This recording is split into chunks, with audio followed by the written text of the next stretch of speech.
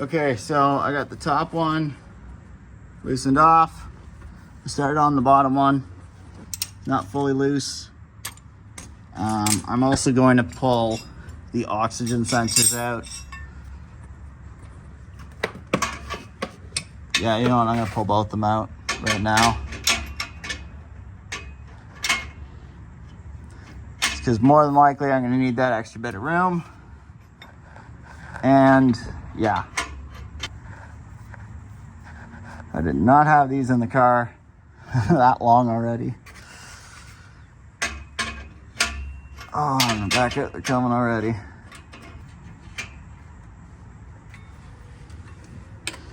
Just one.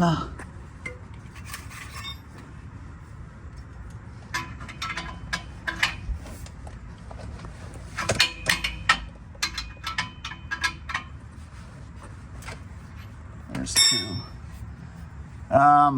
I do have an in-depth video on how to install oxygen sensors.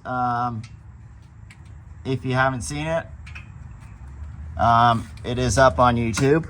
You can check that out. Hopefully this doesn't go everywhere. Fingers crossed. It can go everywhere. I already have a feeling.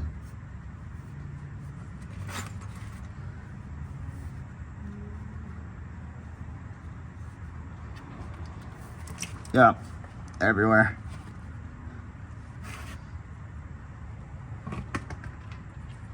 Not too bad. Still purple. That's good.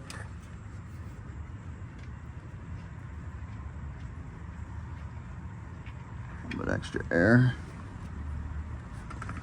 There. I'm gonna let that drain out for a couple minutes.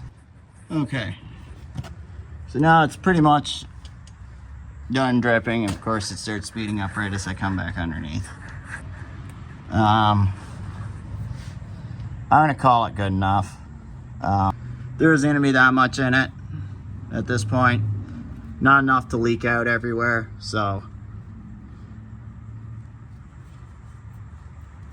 get the fill plug and the drain plug tightened back in. Okay. There's the fluid. It's a little bit dark because there was some engine oil tucked in here. It's a bit of metallic, but honestly, that's nothing bad. All things considered, it was out, and I was doing a bunch of racing with the car this year. So, a little bit of a metallic-y look is to be expected with this much abuse. Pretty much with any car, if you're gonna abuse it, you gotta change fluids quite often, so yeah. I highly recommend, if you can, and you're working in a garage, just move it outside or put it in a bottle, just because this stuff really stinks. It's so much nicer not having to work around that smell. What I'm gonna do is I'm gonna lower this down just a little bit. I brought that down just about to where it would normally sit, and what I'm gonna do is I'm gonna grab my jack and I'm gonna lift up on that rear end a little bit, and that's gonna lower that, that's gonna pop the drive shaft out, because you can see right now it's pretty tight up there. That's because there's no weight on the rear wheels, so the second you lift it up, it's gonna drop essentially. Okay, so I dropped the drive shaft out. Now you probably want to set, just in case, a little pan underneath of it before you fully pull it out. I also have, this came with the transmission. Some people are like, oh, it's this needs to be pushed in. This doesn't get pushed in on a TKO. These you have to pull out. These are a plug for the end. So this is a plug, you have to pull it out. Some people say, oh, you got to push it in. Not true. You have to pull this out. And then you can use this actually as a plug when you go to pull it out, so nothing leaks out the back. So make sure, don't try and attempt to drive this into your transmission. It won't work. Just pull it out. And then you can, again, save this, use this as a plug when you have to pull it out again. So we're just gonna slowly pull back on it. Just that little bit. There we go. There we go. A little bit came out and it was all trapped in there. There it is. See, just a little bit's coming out. I'll lower this down. Actually let it pour as much as it can out. Okay, now it's mostly done draining out now. We can take the plug and this slides right in. Now, more than likely, it's probably going to keep leaking for a little bit. But,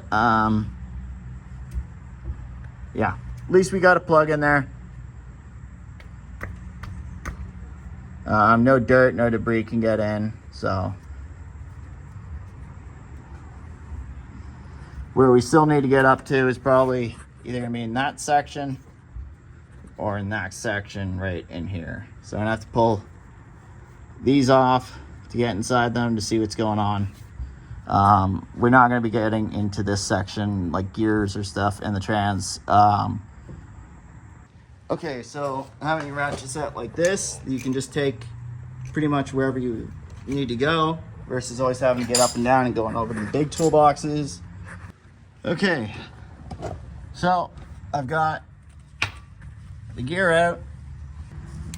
I'm gonna pull out the pull the engine mount out now because we got all the electronics all unhooked. It's all undone. Now I can start getting ready to drop it. All you got to do then is pull out the 4 bolts going around it. Oh, and we're probably gonna pull the cross member out too. We'll pull the mount off anyway.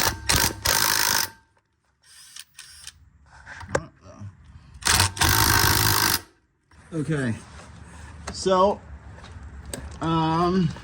yeah, it's time to pull this out. Nothing is currently holding it in. So yeah, I'm gonna try and get this thing pulled out. This is gonna be difficult by myself, especially. So fingers crossed all goes well.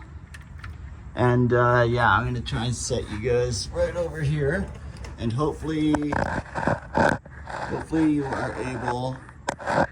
Yeah, you can see it. Hopefully you guys are able to see it.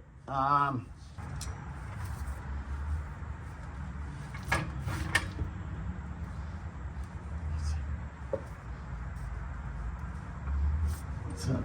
Right there. There it is. Not bad, actually. Only took me, what, 5 minutes, I think? 5 minutes to actually drop it out.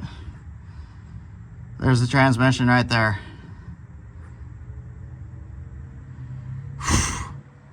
Wow. We got it. Now let's see what's going on with it. Let's pull this thing out.